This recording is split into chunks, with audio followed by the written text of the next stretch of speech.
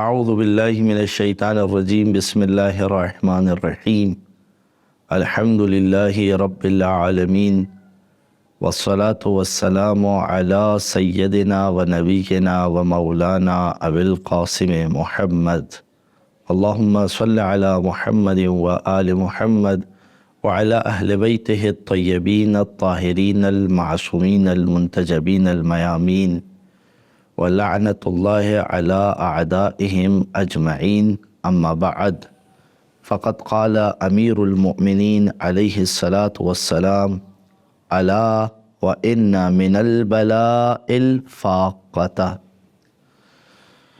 معزز سامعین، رمضان کی ان نشریات کے حوالے سے جو کہ ارمغان نجف کے چینل سے آپ ملاحظہ فرما رہے ہیں،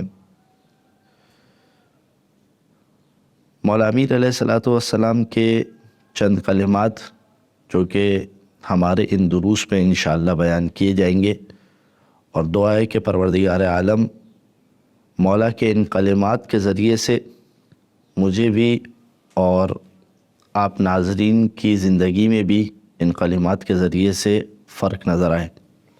صرف اس لیے نہیں کہ ایک کوئز ہو رہا ہے اور ہم نے سن کے صحیح جوابات دے دیے، بلکہ واقعاً یہ کلمات مولا کے ہمارے دل پر اثر کرے اور ہماری زندگی میں اس سے تبدیلی پیدا ہو.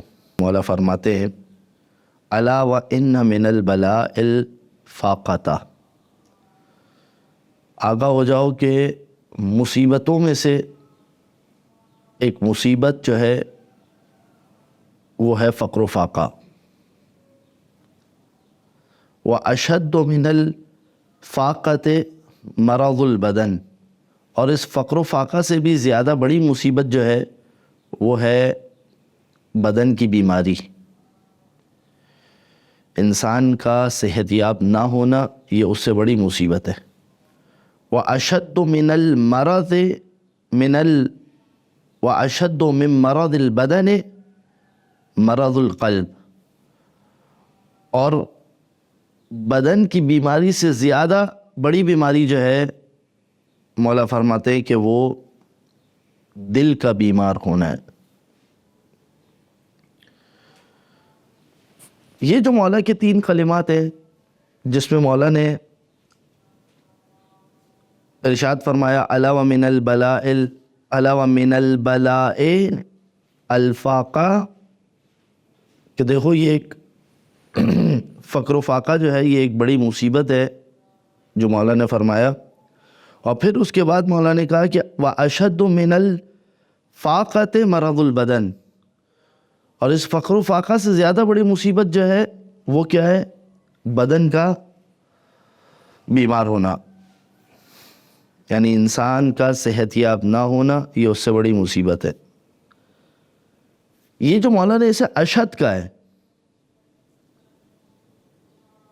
کہ یہ دوسری مصیبت جو ہے جو کہ بدن کی بیماری ہے، یہ فقر و فاقہ سے زیادہ بڑی مصیبت ہے، اسے عقل درک کرتی ہے. کیونکہ اگر ایک انسان ہے اس کے پاس مال و دولت نہیں ہے، فقر ہے، تنگ دستی ہے، مگر بیماری ہے، یا مثال کے طور پر اسے کوئی لا علاج مرض ہے، اور اس کے مقابلے پر ایک ایسا انسان ہمارے سامنے معاشرے میں موجود ہے کہ جسے کسی قسم کی کوئی بیماری نہیں ہے، الحمدللہ اپنے جسم سے اپنے پیروں پر چلتا پھرتا ہے، مگر اس کے پاس مال و دولت نہیں ہے، تو ہماری عقل درک کرتی ہے کہ ان دونوں میں سے زیادہ مصیبت زدہ شخص کون سا ہے؟ وہ شخص ہے کہ جس کے پاس اگرچہ کہ فقر و فاقہ ہے مگر مریض نہیں ہے، صحت و سلامتی کے ساتھ اس دنیا میں زندگی گزار رہا ہے. اسی طرح سے تیسرا جو شخص ہے جس میں مولا نے فرمایا وَأَشَدُّ مِنَ الْمَرَضِ الْبَدَنِ مَرَضُ الْقَلْبِ، اگرچہ کہ قلب خود بھی بدن کا ایک حصہ ہے، مگر یہاں پر مولا نے یہ جو شدت دی ہے کہ بدن سے جو شخص بدن کے مرض میں مبتلا ہے اس سے زیادہ مصیبت زدہ شخص وہ ہے کہ جو دل کے عارضے میں مبتلا ہے، دل کے مرض میں مبتلا ہے۔ لہذا یہاں پر قلب سے مراد ظاہری بدن کا حصہ جو ہے قلب، وہ مراد نہیں ہے، بلکہ یہاں پر قلب سے مراد اس کی معنوی بیماری ہے، جو انسان کے دل میں یعنی روحانی بیماری ہے، جو حقیقت میں انسان کو باطنی طور پر انسان کو مریض کر دیتی ہے۔ مثال کے طور پر ان بیماریوں میں سے ایک بیماری ہے حسد۔ یہ حسد کیا، جس کے بارے میں خود روایات کے اندر موجود ہے، الحسد تأکل الجسد، یہ حسد جو ہے وہ انسان کے جسم کو کھا جاتا ہے، کما تأکل النار الحطب، جس طریقے سے آگ لکڑی کو کھا جاتی ہے، حسد انسان کے جسم کو اس طریقے سے کھا جاتا ہے۔ لہذا یہ جو معنوی گندگیاں ہیں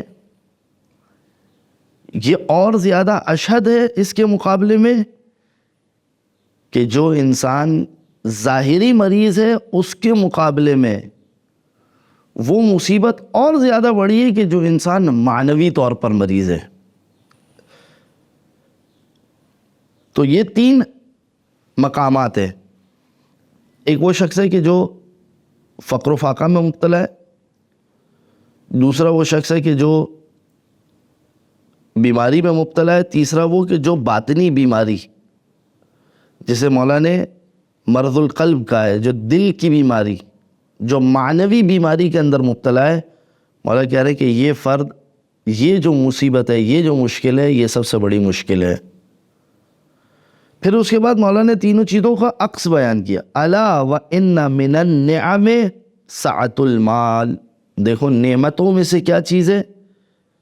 مال کا زیادہ ہونا یہ نعمت ہے۔ وافضل من سعۃ المال صحت البدن، اور مال کی وسعت سے زیادہ افضل ترین چیز جو ہے وہ انسان کے پاس یہ ہے کہ اس کا بدن صحیح و سلامت ہو۔ یہ بالکل ایک لاجیکل بات ہے، ایک عقلی بات ہے کہ جو ہمیں دیکھنے سے بھی سمجھ میں آتی ہے کہ بعض حضرات یا بعض لوگ دنیا میں ہم دیکھتے ہیں جو ایسے ہوتے ہیں کہ جن کے پاس مال بہت زیادہ کثرت سے موجود ہوتا ہے،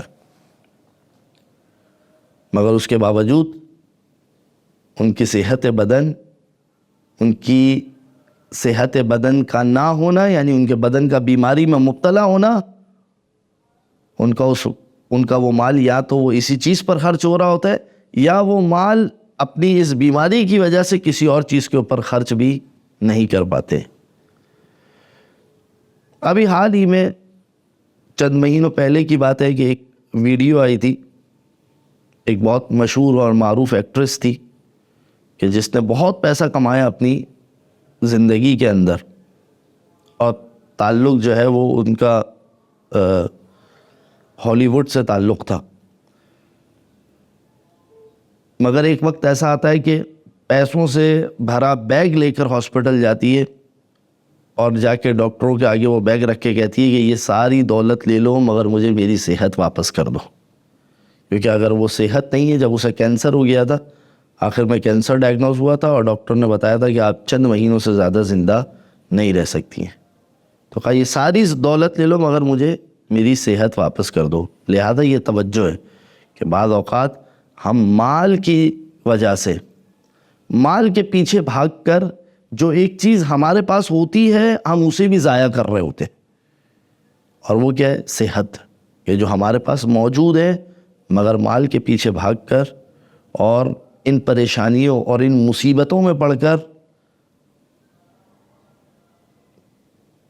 جو ایک افضل شے ہمارے پاس موجود ہے اسے ایک ادنا شے کے مقابلے میں ضائع کرتے ہوئے نظر آتے ہیں۔ یہ دنیا میں آپ کو بہت سارے ایسے لوگ ملیں گے اور بہت ساری ایسی مثالیں ملیں گی۔ پھر مولا فرماتے ہیں وَأَفْضَلُ مِنْ صِحَّةِ الْبَدَنِ تَقْوَى الْقَلْبِ، اور صحت بدن سے زیادہ افضل چیز یہ ہے کہ اس انسان کے پاس قلبی پرہیزگاری موجود ہو، یعنی معنوی طور پر وہ بیمار نہ ہو، روحانی طور پر وہ بیمار نہ ہو، اسپرچولی وہ جو ہے وہ شخص مریض نہ ہو۔ یہاں پر میں آپ کی خدمت میں ایک اور چیز عرض کرنا چاہتا ہوں۔ کیا مطلب اسپرچولی اور معنوی طور پر وہ شخص مریض نہ ہو؟ دیکھیے، اگر ایک انسان ہے، اس کے پاس پیسہ بھی ہے، تین چیزیں جو مولا کے کلام کے اندر ہے: پیسہ، صحت بدن اور روحانی صحت، معنوی صحت۔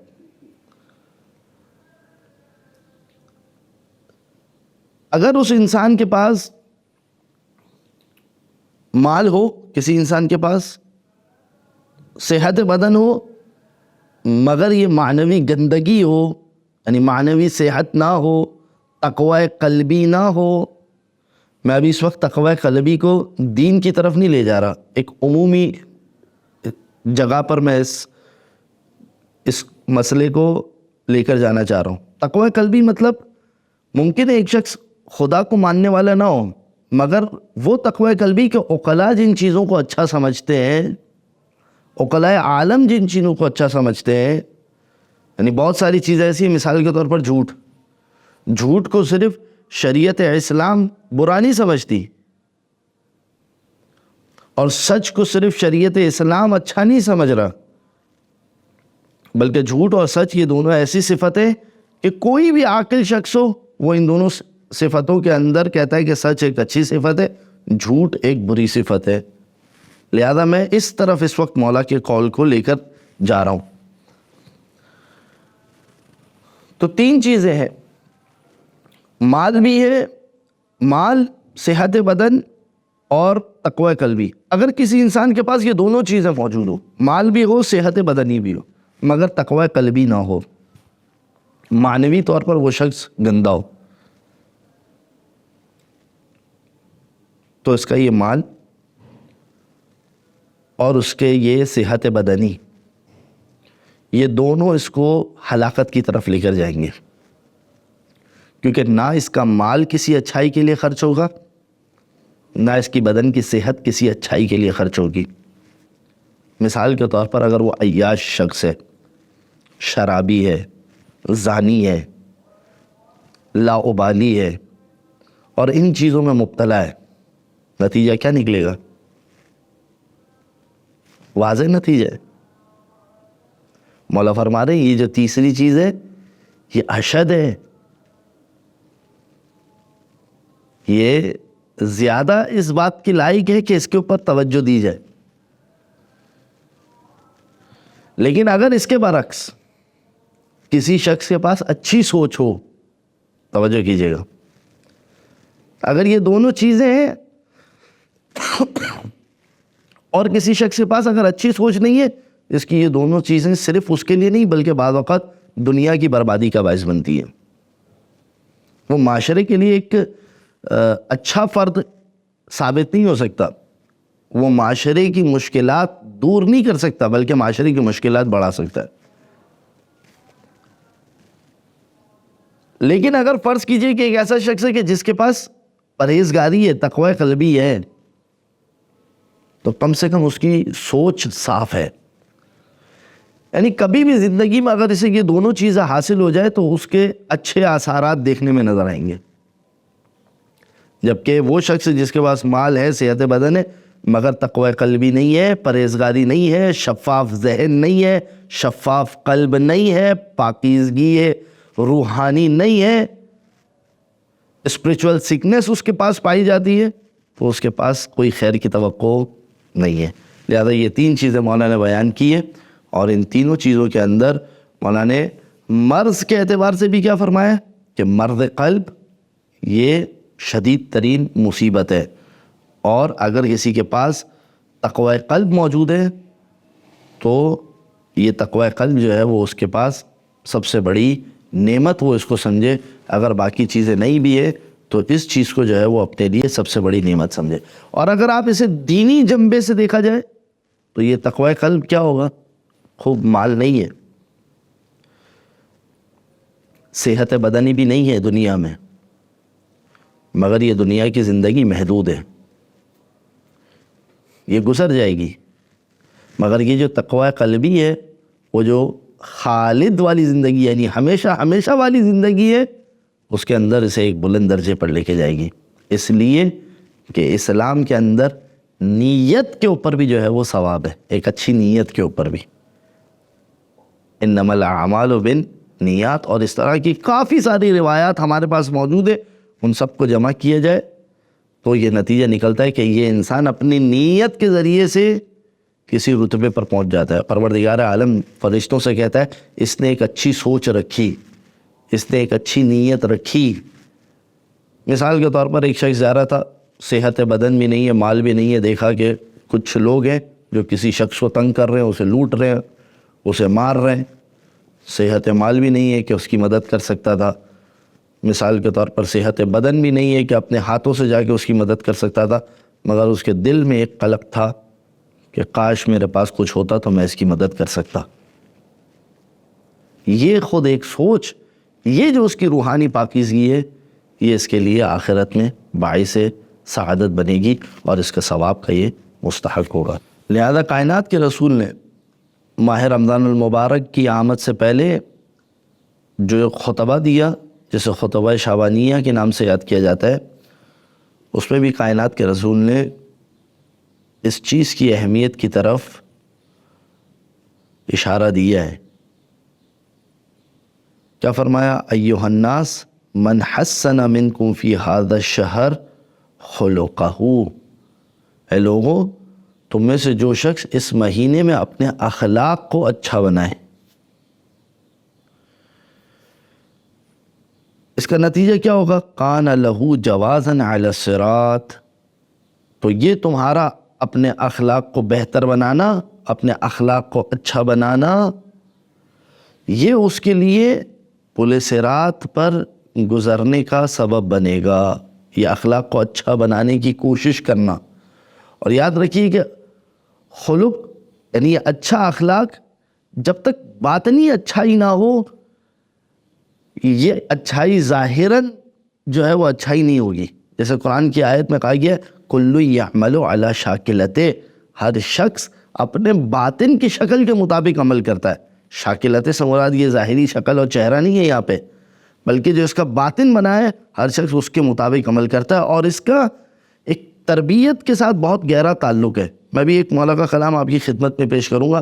ادب کے ساتھ اس کا ایک بہت گہرا تعلق ہے کہ جو مولا نے والدین کی ذمہ داری لگائی ہے، خصوصاً والد کی ذمہ داری لگائی ہے بچے کے اعتبار سے۔ لہٰذا دیکھیے میں بات کو تکرار اس لیے کر رہا ہوں تاکہ بات صحیح طریقے سے پہنچے۔ کائنات کے رسول نے کیا کہا؟ اس مہینے کے اندر جو شخص اپنے اخلاق کو اچھا کرے، تو اپنے اخلاق کو جب وہ اچھا کرے گا، اس کا لازمہ یہ ہے کہ اس کا باطن اچھا ہو، اس کی نیت اچھی ہو، اس کی سوچ اچھی ہو، اس کے افکار اچھے ہوں۔ یاد رکھیے جب ایک شخص کا ان پٹ اچھا ہوگا تو اس کے پاس سے آؤٹ پٹ اچھا آئے گا۔ یہ نہیں ہو سکتا کہ ایک بندہ گندگی کے درمیان بیٹھا رہے اور اس کے بعد ہم اس سے یہ توقع کریں کہ اس کے پاس سے اچھائی آئے گی۔ یہ نہیں ہو سکتا کہ ایک بندہ کوڑے کے ڈھیر میں بیٹھا رہے اور گندگی کے پاس بیٹھا رہے، نالے کے پاس بیٹھا رہے، اور آپ اس سے یہ توقع کریں کہ اس میں سے خوشبو آئے گی۔ یہ نہیں ہو سکتا۔ جو خوشبو کی دکان پہ بیٹھے گا اسی میں سے خوشبو آئے گی۔ لہٰذا معذرت کے ساتھ، لہٰذا اچھے اخلاق کے لیے ضروری ہے حسن نیت کا ہونا، حسن ارادہ کا ہونا۔ کیا فرمایا کائنات کے رسول نے؟ جو اخلاق کو اچھا کرے گا، یہ اس کا اخلاق کا اچھا کرنا اس کے لیے پل صراط پر سے گزرنے کا باعث بنے گا۔ پھر کیا فرمایا؟ ہاں، اس دن یوم تزل فیہ الاقدام، وہ دن کہ جب پل صراط پہ لوگوں کے قدم ڈگمگا رہے ہوں گے۔ ومن خفف فی ھذا الشہر اما ملکت یمینہ خفف اللہ عز وجل علیہ حسابہ، اور وہ لوگ کہ جو اس کے غلام اور کنیز ہوئے، اگر ان کے ساتھ تخفیف برتے گا، یہ بھی ایک حسن اخلاق ہے، تو پروردگار عالم اس کے ساتھ حساب و کتاب میں آسانی کرے گا۔ اب آپ دیکھیے یہ سارے یعنی ماہ رمضان صرف اللہ اور بندے کے ساتھ تعلقات اچھا کرنے کا مہینہ نہیں ہے، بلکہ پروردگار عالم نے اور رسول خدا نے اس خطبے کے اندر اس جانب بھی توجہ دلائی کہ ماہ رمضان المبارک کے اندر تمہارا جو لوگوں کے ساتھ تعلق ہے، جو تمہارا اخلاق ہے، اس کے اندر ایک اچھائی آئے. یعنی کائنات کے رسول نے مولا امیر کے بارے میں فرمایا، روایات کے اندر ہے، مولا امیر نے رسول خدا کے بارے میں فرمایا ادب اللہ، پروردگار عالم نے حضور اکرم صلی اللہ علیہ وآلہ وسلم کو اپنا ادب سکھایا. بے ادبی، اللہ نے اپنے ادب کے ذریعے سے کائنات کے رسول کو مؤدب بنایا. اب ادب الہی کیا ہے؟ یہ خود ایک اپنی جگہ پر ایک موضوع ہے. لہٰذا وہ جو بہترین ادب ہے وہ میں نے خود مولا فرماتے وہ میں نے محمد مصطفیٰ سے حاصل کیا. لہٰذا یہ جانب جو ہے اخلاق کا اچھا ہونا، حسن اخلاق ہونا، اسے فراموش نہیں کیا گیا اس ماہ مبارک کے اندر.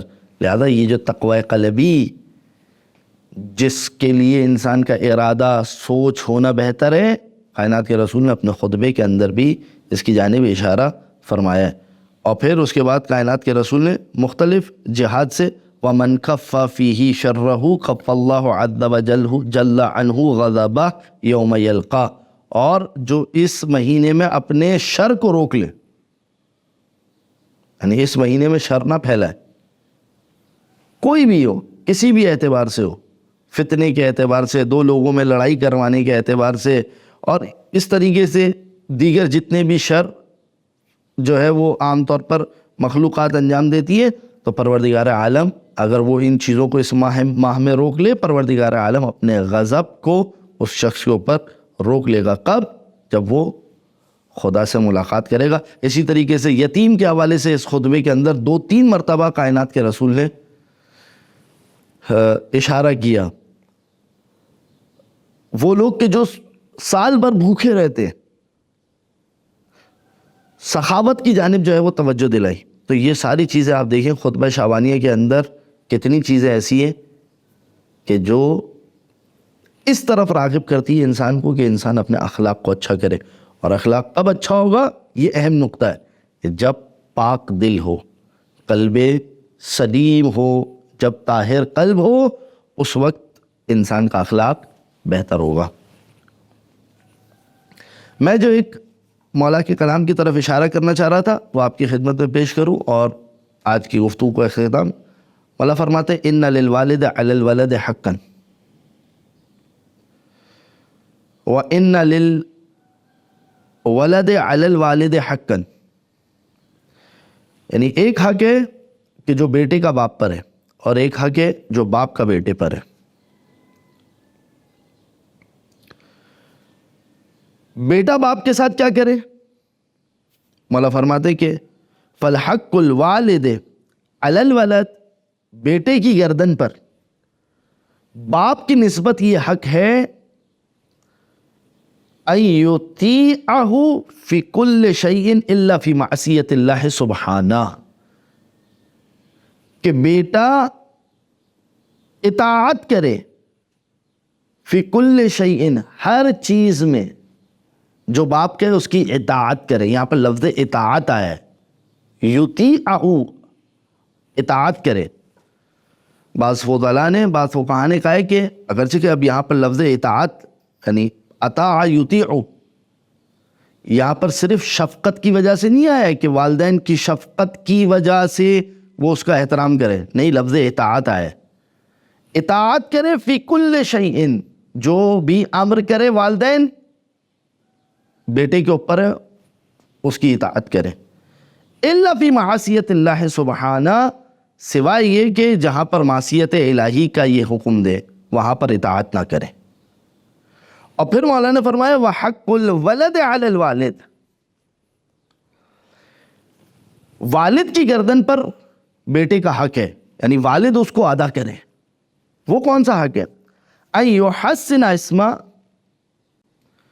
اس کا اچھا نام رکھے. ایک چیز یہ بھی ایک ہمارے معاشرے کی برائی ہے کہ مولانا یہ بتائیے یہ لفظ ہے، اس سے نام نکال کے بتا دیجئے. اچھی بات ہے علماء سے پوچھنا، میں یہ نہیں کہہ رہا کہ علماء سے پوچھنا اچھی بات نہیں ہے، مگر مولانا کوئی جدت والا نام ہو، کوئی نیا قسم کا کوئی نام ہو. آپ دیکھیے نیا نام بھی ہو اچھی بات ہے، لیکن آیا واقعاً اس معنی کے اندر یہ حسن ہے؟ کیا اس سے اچھا کوئی نام موجود نہیں ہے؟ یا آپ کو اس نام کے اثرات ہیں؟ روایات کثرت کے ساتھ، ابھی میرا یہ موضوع نہیں ہے، ورنہ روایات میں بیان ہوا ہے کس کس نام کے کیا کیا اثرات ہیں. لہذا ایک اچھا نام اس بچے کا رکھے. دوسرا یہ مولانا یہاں پر ایک اور چیز ہے کہ یہ باپ کا حق ہے، بیٹے کی نسبت سے یہ باپ کا حق ہے. ہمارے یہاں پر عام طور پر یہ حق جو ہے وہ بیچارے باپ سے چھین لیا جاتا ہے. یہ حق باپ کے پاس رہنے دیا جائے تاکہ باپ اس حق کو اچھے انداز سے ادا کر سکے. پھر دوسری چیز کیا، وَيُحَسِّنَ أَدَبًا، اور ادب، اسے اچھا ادب سکھائے. یحسن ادبا، یہ وہ اچھا ادب ہے جو میں کہہ رہا تھا نا، آپ سے سوال کیا تھا کہ یہ جو پاک قلب ہے یہ کیسے پاک قلب ہوتا ہے. بچہ شریعت کو نہیں سمجھتا کہ آپ بچے کو یہ بتائیں کہ بیٹا شریعت میں یہ چیز اس طریقے سے آئی ہے، بیٹا شریعت اس چیز کے بارے میں یہ کہتی ہے، بیٹا اسلام یہ کہتا ہے، بیٹا اسلام یہ کہتا ہے. بچہ ابھی اس چیز کو درک نہیں کر رہا ہے، وہ قبول شریعت کو درک نہیں کر رہا ہے، مگر ہاں وہ حسن و قبح کو درک کر رہا ہوتا ہے، وہ اچھائی و برائی کو درک کر رہا ہوتا ہے. یہی وجہ ہے بچہ 5 سال کا ہے، آپ اس کے قریب ذرا سا آگ جلا کر لے کے جائیں وہ فوراً سے اس سے دور ہٹے گا، لیکن اس کے قریب اگر ٹافی لے جائیں تو کہ وہ دونوں چیزوں کے ذائقے کو محسوس کر رہا ہے. لہٰذا مولانا نے کیا فرمایا، اس کے ادب کو اچھا کرو. یہ اخلاقی چیز ہے. میں ایک بہت چھوٹی سی مثال دوں، خود اگر کہیں پر کوئی اور دوسرا جنبہ ہے تو وہ ایک الگ جہت ہے. میں مثال دے رہا ہوں اس لیے کہ یہ مثال کہیں غلط نہ چلی جائے. بعض لوگ ہیں مولانا ہمارے پاس اتنے پیسے تھوڑی ہے کہ آپ جو مثال دے رہے ہیں دوسری جہت سے دیکھیں. میں ایک مثال دے رہا تھا، وہ کیا تھی، مثلا اگر بچے کو لنچ دے رہے ہیں تو اگر ہو سکے تو لنچ میں ایک آدھ چیز اضافی ڈال دیں کہ بیٹا اپنے دوستوں کے ساتھ شیئر کروانا، شیئر کرنا اپنے اس لنچ کو جا کے. یہ نہیں خود کھانا کسی کو مت کھلانا، یہ نہیں، بیٹا اپنے اس لنچ کو شیئر کرنا اپنے دوستوں کے ساتھ. یہ کیا ہے، یہ چیز اس بچے کے اندر سخاوت کی عادت ڈالے گی. اسی طریقے سے بہت ساری چیزیں ہمارے درمیان ایسی ہے کہ جو ہم اچھی عادت بچوں کے اندر پیدا کر سکتے ہیں. بچے کا کوئی اچھا کام دیکھنا، اس اچھے کام کے اوپر اس کو تعریف کرنا، اسے اس اچھے کام کے لیے اور آگے لے کر جانا. بہرحال تو یہ کائنات کے مولا امیر نے فرمایا وَيُحَسِّنَ أَدَبًا، اور یہی حسن ادب جو ہے یہ آگے جا کے وہ بچہ جب خود پریکٹیکلی میدان میں آتا ہے تو یہ حسن ادب جو اس نے سیکھا ہوتا ہے یہ چیز اس کو خود بخود اچھائی کی طرف لے کر جاتی ہے. پھر وہ بچہ گندگی کی طرف نہیں جائے گا، پھر وہ بچہ برائی کی طرف نہیں جائے گا، اس لیے کہ وہ خوشبو میں بیٹھنے والا ہے، وہ معطر ہوگا اور وہ خوشبو دینے والا ہوگا. توجہ کیجیے گا اس چیز. اور پھر اس کے بعد مولانا نے کیا فرمایا، وَيُعَلِّمَهُ الْقُرْآنَ. دیکھیے یحسن ادبہ کے بعد مولا فرما رہے وَيُعَلِّمَهُ الْقُرْآنَ، اور خود یہ اس ترتیب کے اعتبار سے بھی دیکھیے جو آیت ہے هُوَ الَّذِي بَعَثَ فِي الْأُمِّيِّينَ رَسُولًا مِّنْهُمْ يَتْلُو عَلَيْهِمْ آيَاتِهِ، آیات کی تلاوت کرے گا، وَيُزَكِّيهِمْ، اور ان کا تزکیہ کرے گا، ان کو خالص کرے گا، گندگی سے دور کرے گا، ان کے ظرف کو پاک کرے گا، ان کے دل کو صاف و شفاف کرے گا. وَيُعَلِّمُهُمُ الْكِتَابَ وَالْحِكْمَةَ، اور اس کے بعد انہیں کتاب و حکمت کی تعلیم دے گا. لہذا مولانا نے یہاں پر وَيُحَسِّنْ أَدَبَهُ کو ابتدا میں رکھا، وَيُعَلِّمَهُ الْقُرْآنَ کو بعد میں رکھا، اور پھر اس کے بعد جو ہے وہ اسے قرآن کی تعلیم دو. لہذا وہ پھر قرآن کی تعلیم اسے اور بہترین اور اعلیٰ ادب کی طرف لے کر جائے گی. وَيُعَلِّمَ، تعلیم دو قرآن کی. صرف قرآن پڑھنا نہیں سکھا دو، صرف قرآن رٹوا نہیں دو اس بچے کو، يُعَلِّمَهُ الْقُرْآنَ، قرآن کی تعلیم دو. لہذا اگرچہ کہ انتہائی ٹوٹے پھوٹے الفاظ ہیں، اور بہرحال ایک کوشش ہے کہ آپ مومنین تک کچھ اچھی چیزیں پہنچا سکیں. دعا ہے کہ پروردگار عالم ہمیں اس باطنی گندگی سے اس ماہ مبارک کے اندر پاک و پاکیزہ کرے، اور پروردگار عالم ہمیں صحت بدن بھی عنایت فرمائے، وسعت مال بھی عنایت فرمائے، اور پاکیزہ قلب بھی عنایت فرمائے، بحق محمد و آل محمد، اللہم صلی علی محمد و آل محمد وعجل فرجہ۔